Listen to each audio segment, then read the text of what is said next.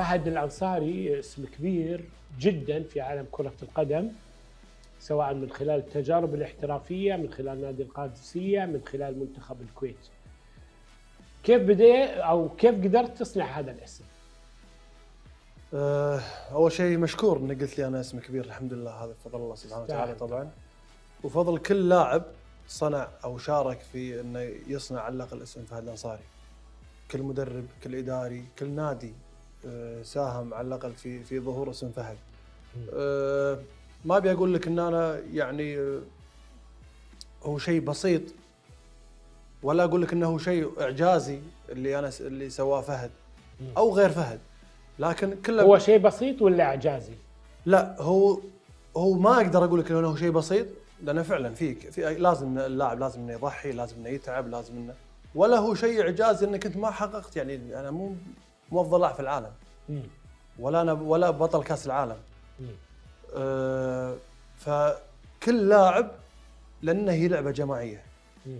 أحيانا الناس تقيس اللاعب على إنجازاته. طيب إذا كان لاعب مثلا يلعب في نادي ضعيف أو منتخب ضعيف، لكن هو لاعب مميز، إذا لاعب مميز لازم حيروح حق على الأقل نادي، ما أقول لك منتخب، إذا صحيح. المنتخب ضعيف منتخب بلاده لازم صحيح. حيروح حق نادي قوي، صحيح. إذا هو فرض نفسه. صحيح. أنا الحمد والأمثلة لله كثيرة. نعم، أنا الحمد لله بفضل الله سبحانه وتعالى أني لعبت في نادي من وجهة نظر شخصية أنه هو أكبر نادي في الكويت. بدايتي في نادي القادسية. نادي القادسية نادي فعلا كبير، مشاهد من الجميع. حلو. قدمت مستوى خلينا نقول ممتاز، على الأقل شوف علي إن في أندية أخرى تشوفني على الأقل مع القادسية أو المنتخب الكويتي. حلو. مع نادي الاتحاد السعودي كان. أوكي، أنت قلت نادي القادسية هو نعم. أكبر نادي في الكويت. نعم. نادي الاتحاد السعودي هو أكبر نادي في السعودية؟ من وجهة نظري نعم. نعم. بإيش قستها؟ كنوع من العاطفة، كنوع من المجاملة، على اعتبار لا هي مو مجاملة، ولا اني بقيسها على عدد البطولات. اقيسها على تأثير الجمهور، النادي واخراجاته من لاعبين للمنتخب السعودي، لجميع المنتخبات والفئات السنية. نادي متابع بشكل كبير، نادي مشرف فعلا، حتى لما كان يمثل المملكة العربية السعودية في دوري ابطال اسيا وكاس العالم للأندية كان فعلا. ما هذا مو معناته ان انا قللت في الانديه الاخرى. لا بس معليش فهد، كل اللي عديته الهلال افضل منه في الارقام. قد يكون الهلال افضل منه. لا لحظه، مش قد. لا هذا وجهه نظرك، انا خلك اكمل وجهه نظري. واقع موجود. خلك اكمل وجهه نظري. قد يكون الهلال في ال10 سنوات الاخيره تجاوز الاتحاد اللي كان في السابق. نعم اتفق معك على هذه النقطه. قبل 10 سنين يختلف. طيب، تمنيت انك صاحب الارقام التاريخيه والقياسيه والفلكيه وال اللي هو الزعيم الهلال، تمنيت انك لعبت للهلال؟ والله شرف كبير، شرف لاي لاعب، فهد وغيره. هذه كل كلمه ممكن يقولها اي واحد، بس انا اقولها يعني جاك هاجس. انا اقولها، ولا اني اقولها لمجرد المعنى، اقولها واعنيها.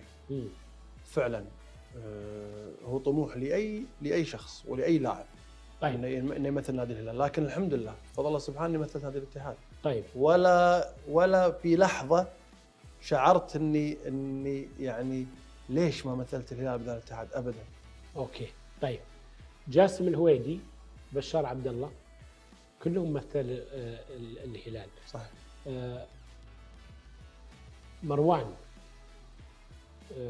اللي مثل الاهلي، علي مروي عفوا، يسامحني علي.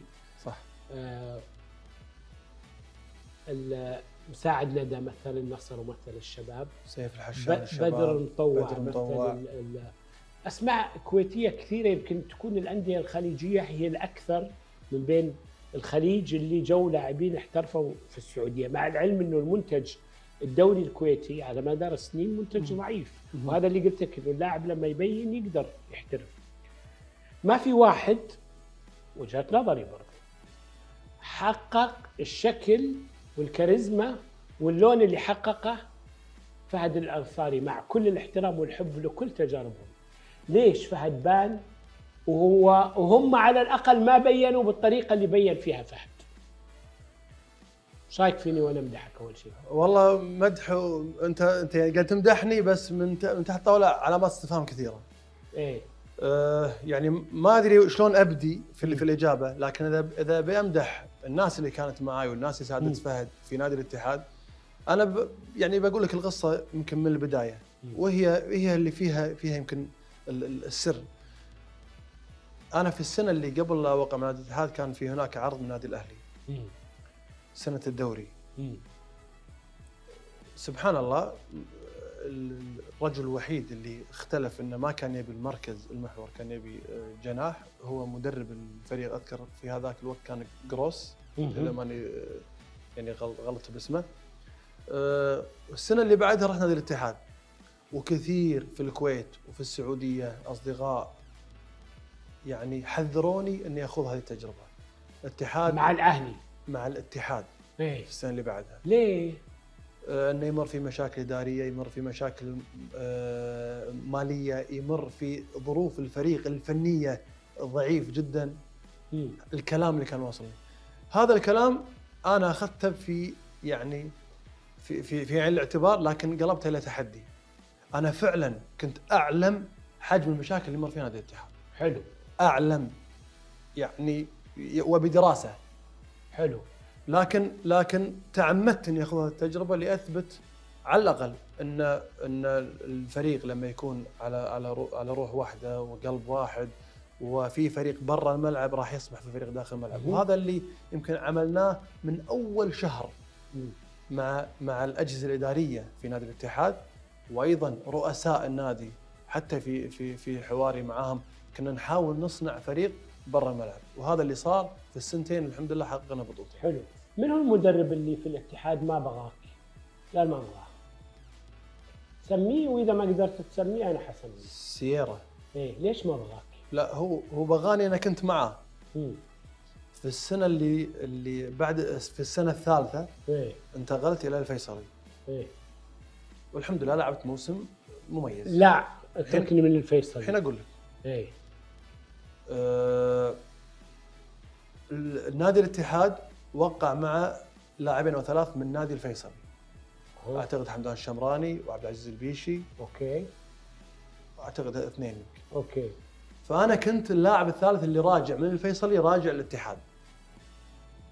منتهي بشكل، خليني اقول لك يعني خالصين. عوده من الباب الكبير مره ثانيه. نعم، عوده من الفيصل الى نادي الاتحاد. اوكي. اتصل علي ابو فيصل، امسي عليه، رئيس نادي الاتحاد الحالي طبعا انمار الحالي. نعم. قال لي سيارة مغير رايه. توقع انه كان صادق؟ نعم كان صادق. ابو فيصل نعم كان صادق. لان يعني تاكد. طب المدرب لما يقتنع بلاعب صعب يغير رايه. إيه؟ وبعدين هم بناء على ايش رجعوا يطلبون؟ انا اقول لك، انا ما ابي ادخل في تفاصيل وفي نوايا، ولكن المدرب سيارة كان في نادي الاهلي الاماراتي، وحب انه ياخذ اثنين من اللاعبين من الاهلي الاماراتي يجيبهم معاه الاتحاد. واحد من نفس جنسيته والاخر ايضا من نفس يعني من نفس الغاره الارجنتيني يعتقد.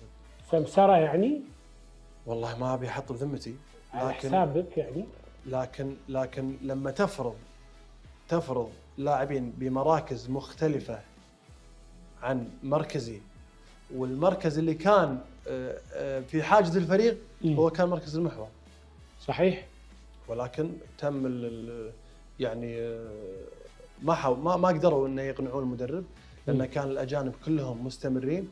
فقط كان في خانتين اللي ممكن فهد يكون موجود في احد الخانتين، ولكن اصرار المدرب سيارة اصرار كان فعلا غريب في هذاك الوقت يعني. اعتزالك كان ممكن تسميته اعتزال استراتيجي يعني؟ ممكن تقدر تقول. أنا شلون يعني؟ وضح لي اياها، فسر لي اياها. انا افسر لك اياها. انا بتكلم عن نفسي، ما اتكلم عن اي لاعب اخر. انا بالنسبه لي الاستحقاق الاول والاهم والاخير واللي يلعب علشان كرة القدم هو استحقاق المنتخب. الاتحاد الكويتي الجديد وضع استراتيجية، وهذا حق مشروع.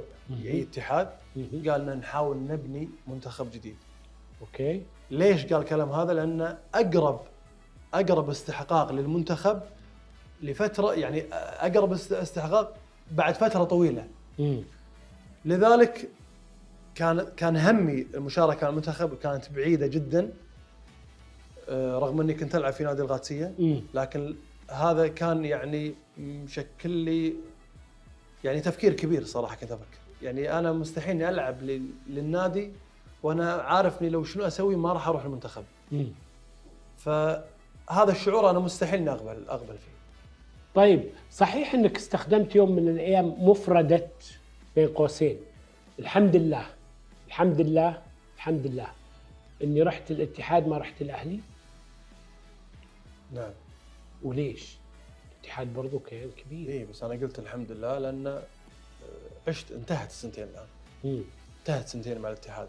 الحمد لله اني عشت اجواء جميله، بطولتين. بس طلعت وانت في عزك. طلعت من الاتحاد. ايه شوف انا لما خروجي من الاتحاد اقدر اقول لك فيه علامه استفهام، لكن ايضا حق مشروع لمجلس اداره. من المستفهم هنا؟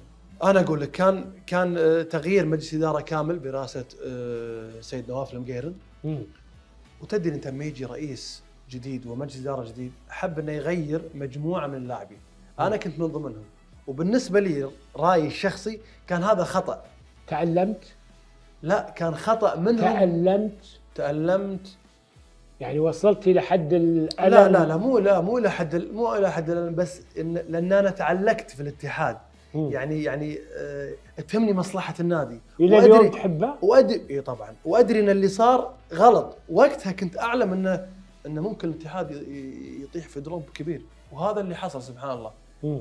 الموسم اللي انشال منه ترى ما اتكلم عن نفسي. احد اسباب الدروب خروجك؟ نعم.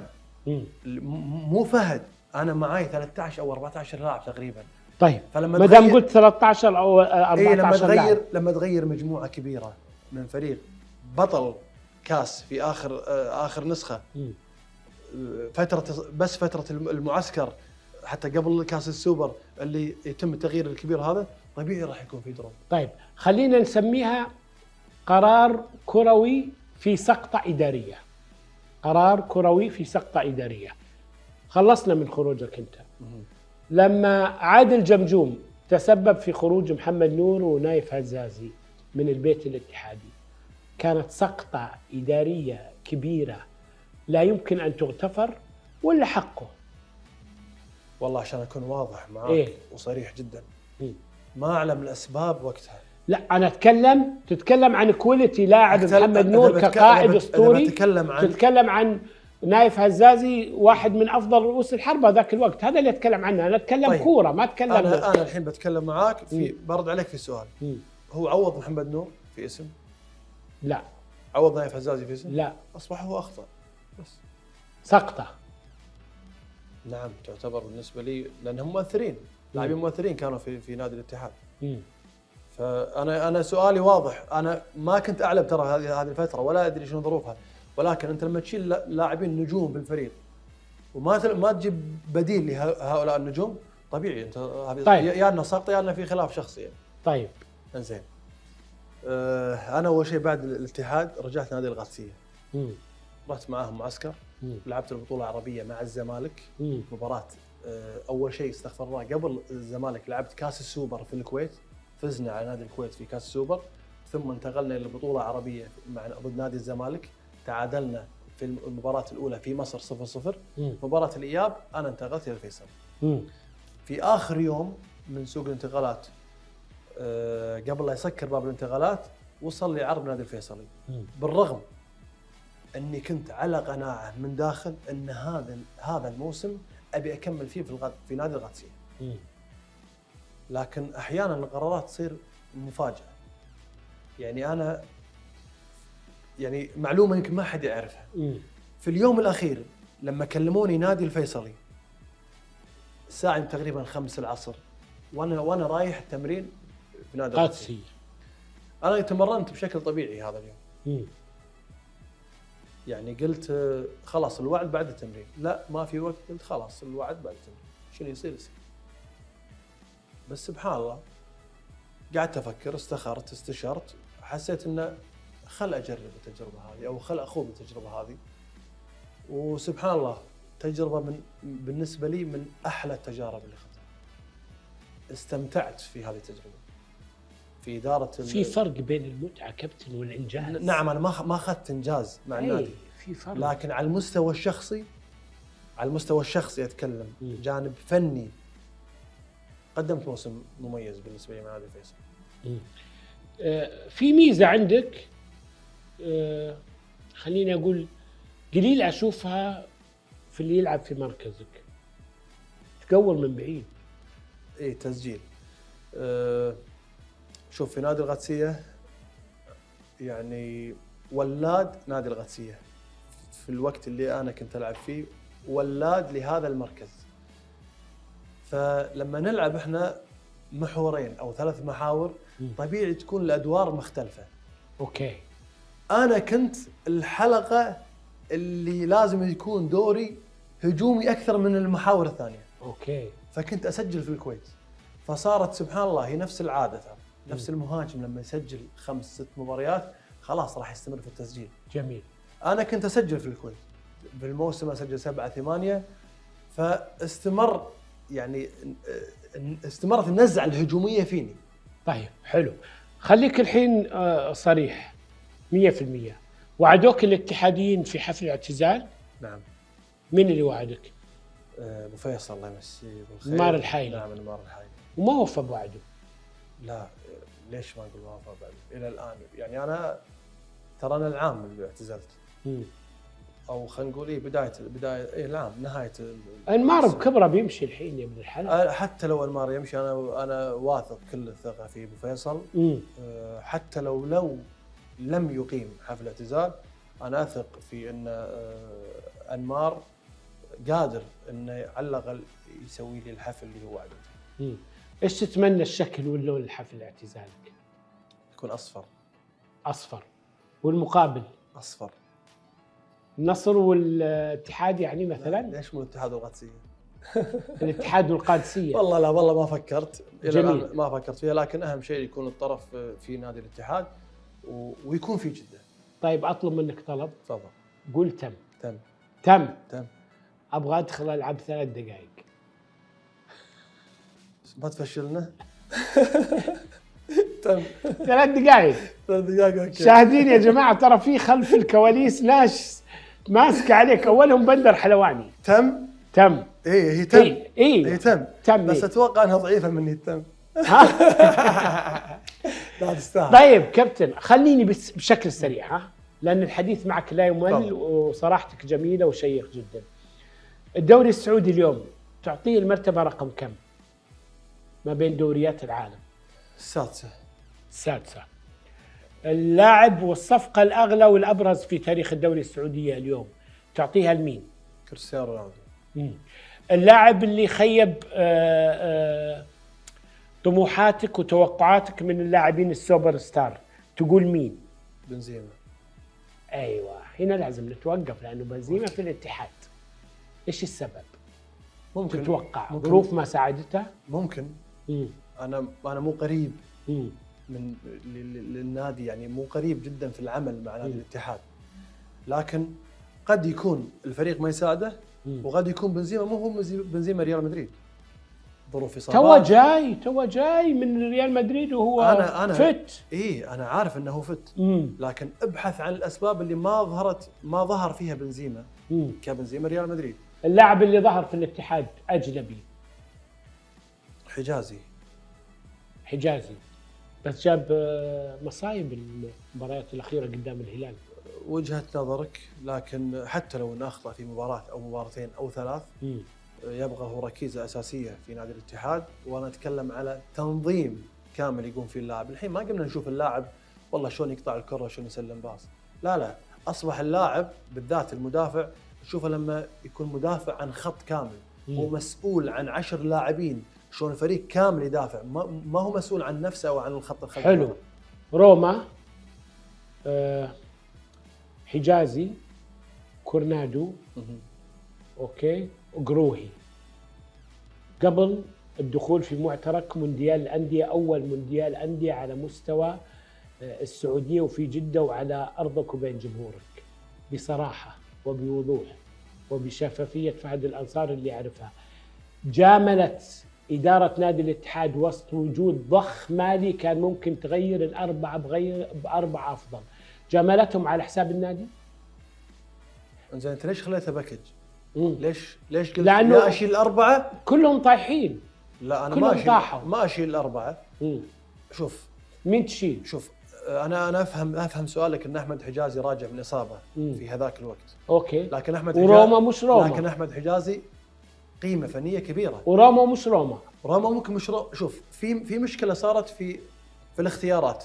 أنا أتكلم على كورنادو، روما، حمد الله، بنزيما. كانوا يلعبون حفل الاعتزال يا رجل. لا ما كانوا والله كانوا يلعبون حفل الاعتزال. تدري شنو الخلاف؟ الخلاف ان الادوار تبي نسمع تصويت الجمهور؟ الادوار متشابهه في الملعب. اوكي. لذلك لما تشوف مثلا الاهلي، النصر، الهلال، احتياجات الفريق هي الموجوده. انا محتاج محور، جبت محور. طيب في الاتحاد لا، الاربعه او الخمسه خلينا نقول يلعبون في مراكز مشابهه لبعض. طيب ضاع الاتحاد في المونديال، هزيمه مذله امام الاهلي المصري، غير متوقعه. ما نقول مذله، نقول غير متوقعه. غير متوقعه. طيب رغم ان الاهلي ترى نادي كبير يعني. طيب 5 هزايم متكرره من الهلال، 2 منها اسيويه، 2 منها دوري روشن، 1 منها العربيه، ويمكن السادسه في الطريق. صحيح. شو اللي يحصل؟